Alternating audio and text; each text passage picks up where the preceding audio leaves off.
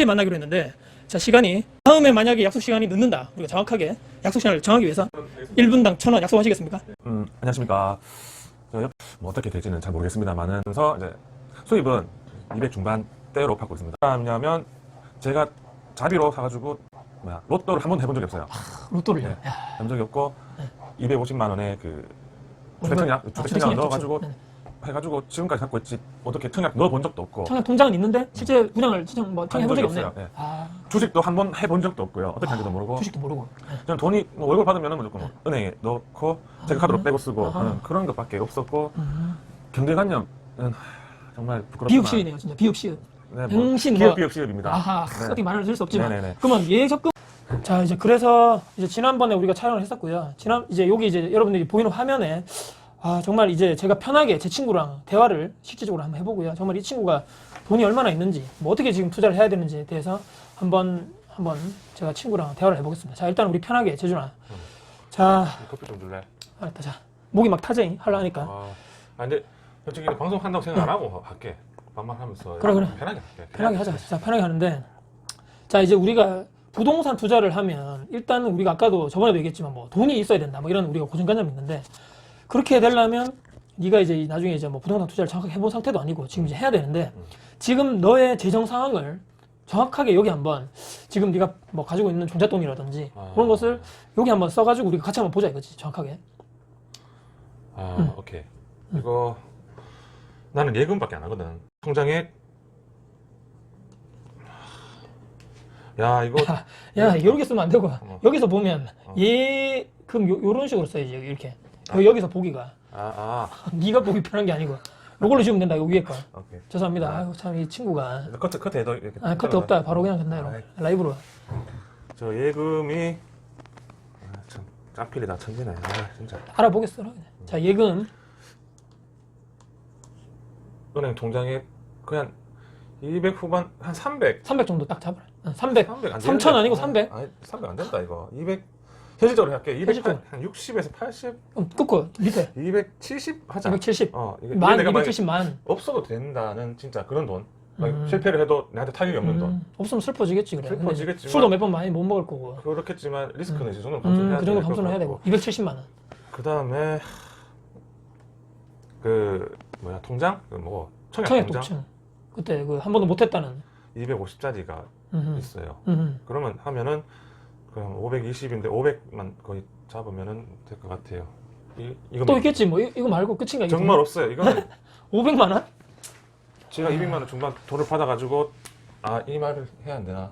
내가 지출되는 돈이 굉장히 많은 게 그 얘기를 좀 해야지 그래. 제가 그 얘기를 정확하게 해야지. 현대 대곡동이라고 대구 되게 변두리에 좁은 아파트를 갖다가 6년 전에 샀습니다. 그럼 부동산 투자를 그러면 오해를 할 수 있겠네. 혹시나 사람들이 봤을 때 저희- 투자를 하고 있다는 얘기인가 그러면? 아니요. 아버지가 아버지가 한 6년 전에 퇴직을 하시면서 5천만 원을 갖다가 5천만 원. 저한테 투자를 해주셨고 저는 1억을 20년 동안 갚으면서 1억 5천원로 그 아파트를 샀었어요. 6년 전에. 그래서 1억에 대한 그 이자와 원금을 원금하고 이자 지금 월 한 50만 원 60만 원 정도 내고 있다는 거네. 네, 내고 있고 또 이것저것 여기 아파트에 대한 뭐 관리세 제가 뭐 영위하면서 누리고 있는 그런 뭐 술도 먹고 생활비로 쓰는 거. 생활비로 쓰고 용돈으로 쓰는 게 그렇게 하면은 많이 모이지가 않는데 그렇게 하다 보니까 지금 이 금액을 말씀드린 겁니다. 자, 그러니까 지금 얘기하는데 200 아까 우리 그 월급이 보통 이제 200대 중반이라고 이제 월급이 이 중에서 아까 여기 50만 원이 거기서 빠지는 거네. 그러니까 일단 고정적으로 50만 원이 고정적으로 우리 그 대출 받은 거, 담보 대출 받은 거에서 원금하고 이자를 계속적으로 갚아나가 20년간 갚아나가야 되는 거고 이것은 그리고 확실하게 해야 될 게 이건 투자성이 아니었고 예전에 아버지가 퇴직하면서 니 하도 막 그 얘기하지 니 하도 돈을 많이 쓰니까 그래. 돈도 못 먹고 하니까 야 내가 니 뭐 지원을 못 해주겠지만 일단 5천만 원 내가 니 해줄 테니까 나머지 니 엄한데 돈 자꾸 쓰지 말고 저거 사서 니가 20년간 돈 갚아 이래 된 거 아니야 그러니까 지금 정확하게 여기서 말씀드리면 니랑 나랑 얘기하는 거지. 여기서 말하면 우리 아빠가 그래. 그 대구 은행의 정원 경찰입니다. 정경찰이잖아. 정경찰이셨고 그렇지 예전에 퇴직을 하면서 아버지 친구가 부동산을 하시는데 그 친구가 야, 좋은 데 있다 한 볼래 하면서 1억 5천을 제시했고 내보고 뭐 USB에 그걸 뭐 담아오라. 뭐 도장도 가져오라 해가지고 일단 해가지고 이제 1억을 갖다가 대출하게 됐고 일단 그렇게 하고 샀어. 그러니까 니는 샀는데 사실은 이거 투자 개념이 아니고 잘 뭣도 모르고 그냥 아버지가 그냥 해라 해가지고 이제 산 거고 투자 개념은 아니고. 나중에 그 결혼할 때도 이걸로 뭐 그렇지. 여기 지금 살면 되겠다. 그러니까 사실은 그러니까 그거 얘기해 보면 이제 그 저도 이제 제 영상 보시는 분은 알겠지만 이제 제가 구독자 이벤트를 예전에 한 3, 40분 정도 제 1대1로 이렇게 상담하면서 이 부분을 항상 얘기하는 게 뭐 수익과 지출이 얼마인지 알아야지 뭐 부동산 투자를 어떻게 할지 뭐 방향성이 나오니까 중요한 건 현실적으로 월급이 250인데 50만 원은 매달 고정적으로 빠지는 담보대출 비용이고 이자하고 그럼 200만 원에서 뭐 각종 생활비, 보험비, 뭐 보험, 뭐 용돈, 차량 뭐 이런 거 등등 해서 거의 저축액이 거의 요즘에는 없을 정도로 지금 그렇게 되고 있는데 지금 할 수 있는 돈은 현실적으로 그러니까 요 돈밖에 없다. 또 미리 얘기할 거는 뭐 궁금해 하시는 분도 있을 수도 있겠지만 저희 부모님은 뭐 40평대 아파트 사시지만 엄친아라고 생각할 수 있겠네요. 그걸 갖다 해야 엄청 안 좋은 놈인데 여기에 대한 뭐 한 시가가 한 4, 5억 하겠죠. 근데 그 돈은 아버지께서 야 저는 외동입니다. 그렇지, 아들아 외동이지. 아들아 그냥 우리 살면서 어머니랑 살면서 다 어머니도 일 안 하시고 자기도 일 안 하시지만 뭐 이제 퇴직하셨으니까 이제 주택연금 맞지? 아파트 담보시켜는 주택연금 그걸 좀 해도 되겠냐라고 물어보시길래 당연히 하시라고 나는 당연히 하시라고 그렇게 해가지고 이제 쉽게 얘기하면 하세요. 저한테 물어볼 거 없는데 근데 솔직히 이게 사람인지라 그때는 좀 섭섭하다기보다는 안타까운 그런 마음이 없다면 거짓말이겠죠. 좀 있었다. 그러니까 뭐 어떻게 보면 그런 생각이 들 수도 있지만 우리가 저번에 술자리에서도 얘기했지만 어떻게 보면 네가 나중에 부모님을 봉양해야 되거나 그런 의무로부터는 자유로워졌기 때문에 오히려 나는 더 낫다고 보는 거지. 나는 아직까지도 부모님 그 노후 때문에 걱정이 많이 됐기 때문에 원룸도 니네가 알듯이 샀고 했는데 그래. 그런 측면에서 어떻게 보면 또 나는 아주 큰 그거고 나만 잘 살면 된다는 거잖아 지금. 근데 중요한 자 우리가 핵심은 자 제 친구 상황을 지금 이렇게 여러분에게 있는 그대로 맞죠 보여드렸고 저축액이 지금 아주 거의 없다는 것이 상당히 안타까운 일이고 나중에 우리가 뭐 진행되면서 얘기하겠지만 부동산 투자를 함에 있어서 나중에 이제 이런 지출적인 부분도 다시 제가 친구한테 얘기할 거거든요. 이런 부분에 대해서 계속 종잣돈을 모으는 이런 상태가 안 되면 한 번은 어쩌다가 이 돈으로 될 수가 있다 쳐도 연속적인 부동산 투자로 뭐 내 자산을 늘리는 건 불가능하다는 얘기지. 그래서 지금 현재로서 그래서 그렇지. 일단은 중요한 건 현실적으로 자 우리가 투자할 수 있는 돈이 뭐 그냥 내려가지고 500만 원이라니 500만 원. 자, 500만 원으로 부동산 투자를 아까도 뭐 우리가 이런저런 얘기했지만 과연 이걸 할 수 있을 것인가? 야, 나는 계속 생각해봤지만 이걸로 안 돼. 과연 이거 되냐 이거지 500만 원으로. 지금 뭐 집값이 뭐 몇 억씩 하는 세상에 될거 없지. 500만 원으로 무슨 뭘 투자하냐 지금 이렇게 지금 생각하기 때문에 안 되는 건데 자, 물론 저는 이제 예상을 좀 했죠. 제 친구가 뭐 사정이 뭐 크게 뭐 종잣돈 많이 있다고 생각을 해보지 않았기 때문에 자, 그래서 한번 제가 지금 딱 생각나는 거는 이제 두 가지 길밖에 없는 것 같아요. 두 가지 길은. 그러니까 뭐 돈이 많으면 여러 가지 방향이 있는데 복잡하게 막 생각할 필요도 없을 것 같아요. 자, 지금 내가 니한테 얘기하는 거는 두 가지 길밖에 없는 거죠. 500만 원으로 부동산 투자하는 방법. 두 가지. 자, 하나. 이딱 하는 게 신기하네. 그러니까 말이야. 지금 내가 이제 물론 이런 물건 찾아봐야 되겠지만 자, 일단 1번은 이제 두 가지 방향인데 뭐 시세 차익형.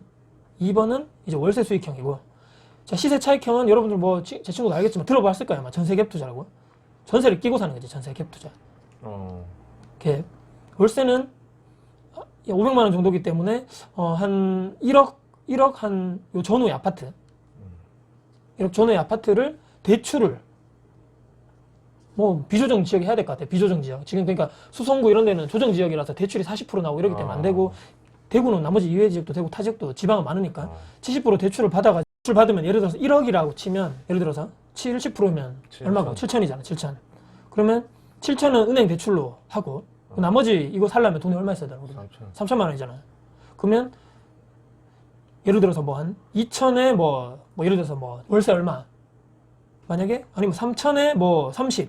예를 들어서 그렇게 하면 3천하고 7천이니까 메꿔지고 30만 원은 내 돈인데 그렇지 30만 원 월세인데 7천에 예를 들어서 대출 이자가 만약에 7천이 요즘에 한 3% 잡자. 만약에 3% 잡으면 얼마고? 210만 원 나누기 12 하면 한 10몇만 원 정도 되겠네. 뭐 15만 원. 15만 원까지는 안 되더라도 뭐 10몇만 원 빼고 나머지가 순수익인 거지. 그러니까 30에서 10 얼마를 빼면 나머지 뭐 10 얼마 정도가 네 순 월세로 들어가는 거지. 근데 이 두 가지 500만 원을 할 수 있는 것을 크게 보면 그러니까 이 전세 갭도 매매가와 전세가 차이가 갭이 500만 원 이하여야지만 살 수 있다는 거지. 그러니까 그 두 가지 가장 그러니까 지금 이 500만 원으로는 뭐 사실은 분양권도 할 수 없고 그리고 500만 원 이상 차이 나는 뭐 갭 투자도 안 되는 거고 사실은. 그 나머지 뭐 상가라든지 뭐 이런 거 안 되고. 그리고 나도 솔직히 뭐 경매로 할 수 있는 방법도 있다는데 경매로 싸게 사서. 근데 사실 경매도 나도 뭐 경험이 없는 상태이기 때문에 경매도 나는 내가 할 수 없는 부분이기 때문에 그것도 안 돼갖고 두 가지. 크게 보면 이제 두 가지라는 거지. 자 일단 지우고. 오케이. 자 요 두 가지 방금 얘기한 거 중에 뭐 궁금한 거는 뭐 한 거 있나? 요 지금 방금 두 가지에 대해서. 혹시 요 개념은 알고 있지? 요 알고 개념이 있는데 지금 궁금한 새가 요까지 없었다. 요까지 시작해. 난 이거 얘기하면서 궁금한 거 있으면 물어볼게. 그러니까 일단은 그렇게 찾는데 내가 일단은 추천하는 방법, 내가 했으면 좋겠다는 방법은 지금 네가 아까 얘기했던 이 네가 종잣돈 500만 원밖에 없잖아 지금 500만 원. 이 500만 원을 가지고 만약에 그러니까 이 월세 투자로 하게 되면 물론 월세를 조금씩 받아서 좋기야 좋겠지만 별로. 이 종잣돈이 너무 지금 너무 적게 조금씩밖에 못 모은다는 거지. 그리고 아직 네가 젊고 우리가 아직 젊고 조금 더 아까도 얘기했지만 이 공격적으로 조금 투자해서 뭐 사실 정말 실패하더라도 조금 뭐 리스크가 없어도 사실 막말로 해결될 정도로 했기 때문에 나는 여기로 갔으면 좋겠다는 거지. 시세 차익형으로. 그렇게 하자면 전세와 매매 갭 차이가 500만 원 이하에 있는 그런 지역을 찾아봐야 되겠지. 우리가 찾아봐야 되고 또 이 중에 또 하나의 방법이 이제 더 세세하게 들어가야 되지. 뭐냐면 내가 예전에도 투자를 했었던 방법이고 자 여기서 이제 조금 복잡해질 수 있는데 이제 이거는 이제 찾아봐야 되는 거라 이제 나도 알아보진 못했고 자 예를 들어서 어떤 한 지역에 아파트 매매가가 예를 들어서 1억 2천이다 만약에 1억 2천인데 그냥 뭐 기준층이라 그러지 우리가 뭐 기준층 뭐 그러니까 탑층이나 1층 이런 거 빼고 그래. 뭐 아파트 이렇게 있으면 뭐 요 중간에 있는 층 그래. 이건데 뭐 조금 수리됐어 일부 수리되고 막 구축 얘기하는 거 여기 무조건 구축 신축이 아니고 그래 이 돈으로 당연히 구축이지. 이 정도는 신축 없지 맞지? 그래. 그러니까 이 수리가 뭐 일부 뭐 좀 됐고 뭐 예를 들어서 뭐 15년 뭐 20년 됐어 만약 아파트가 이런 거 다 치고 자 아마 이게 1억 2천이면 만약 시세가 정말 이거를 그 아파트 단지 매물을 찾아봐야 되겠지 해당 지역에 찾아서 정말 금매로 나온 걸 잡는 거지 금매. 자 금매 투자라고 그러지 금매. 경매를 못 하니까 우리 금매.